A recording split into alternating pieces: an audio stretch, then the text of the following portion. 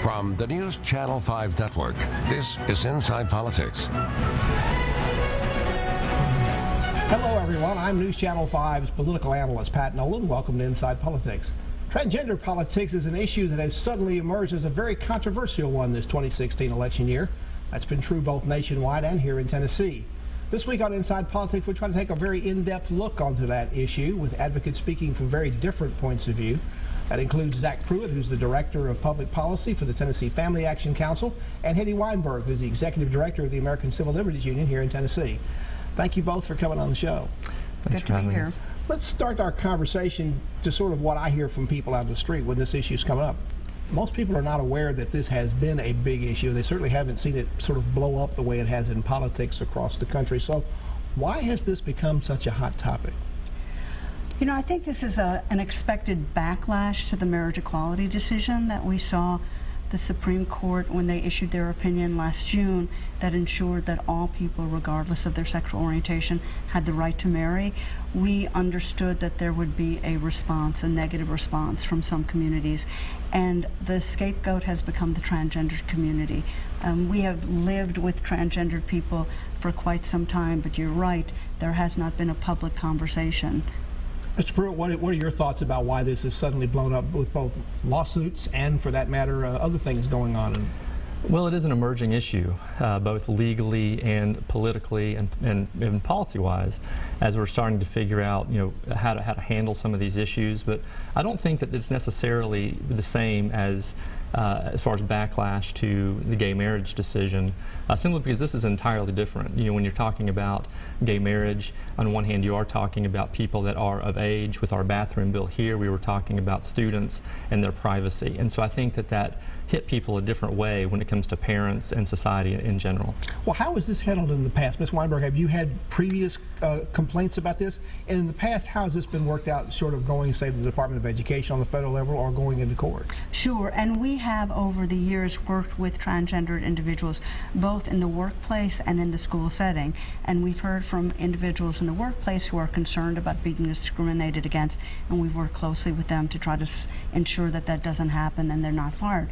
And as it relates to public schools, when we have heard from families and their children who are in the public schools and they've been told that they can't use the bathroom that corresponds with their gender identity, we have worked either by providing information to the families or by, in fact, meeting with the school systems, and have been very satisfied when everyone comes together and recognizes what's not only in the best interest of the transgendered student, but in the best interest of the community at large.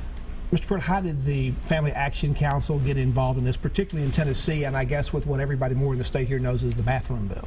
Right. Well, our involvement started when Representative Susan Lynn proposed a bill. This was not our bill. This was her bill.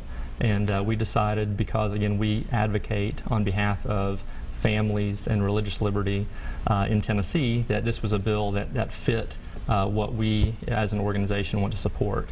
So when she proposed this bill, we helped her lobby it, as well as kind of helped her with craft some of the amendments on it, just to make sure that it was a better bill.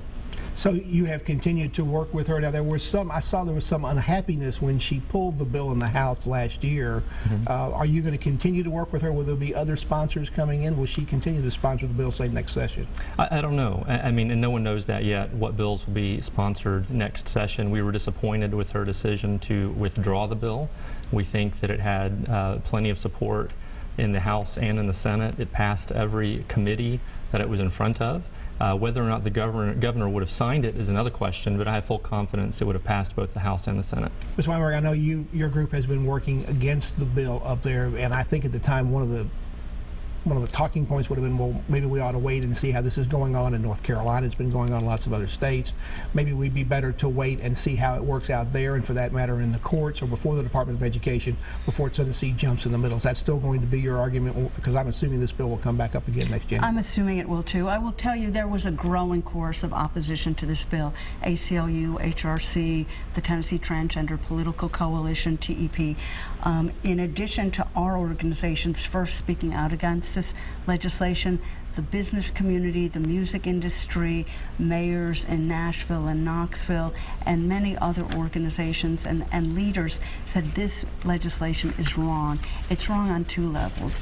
It discriminates against transgender students, and it also is bad for our state because it challenges the core values of fairness and equality. And so what we will continue to do is talk about the rights of transgender students in the public schools and the ability to use the bathroom. We're not talking about, I mean, it is fascinating to me how much energy is going into deciding what happens in a bathroom. Typically people go into the bathroom to use it, do their business, and leave.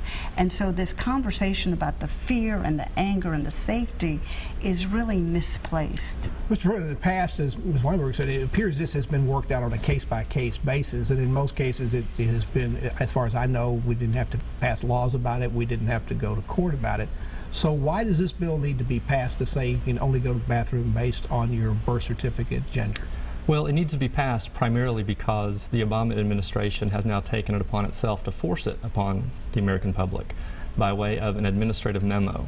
Not rule, not law, not going through Congress, not going through the states. They're going to issue a memo and then have that be the force of law across the country and in Tennessee. And that's why Tennessee has now joined this lawsuit that filed by Texas to fight back against this, to say, Mr. President, you can't, by administrative memo, by fiat, tell local schools how to handle their bathrooms. Okay, let's take a break. We're talking about transgender politics today here on Inside Politics. We're talking with Hetty Weinberg, the Executive Director of the Tennessee ACLU, and Zach Pruitt, who's the Director of Public Policy for the Tennessee Family Action Council. More on this controversy after this break.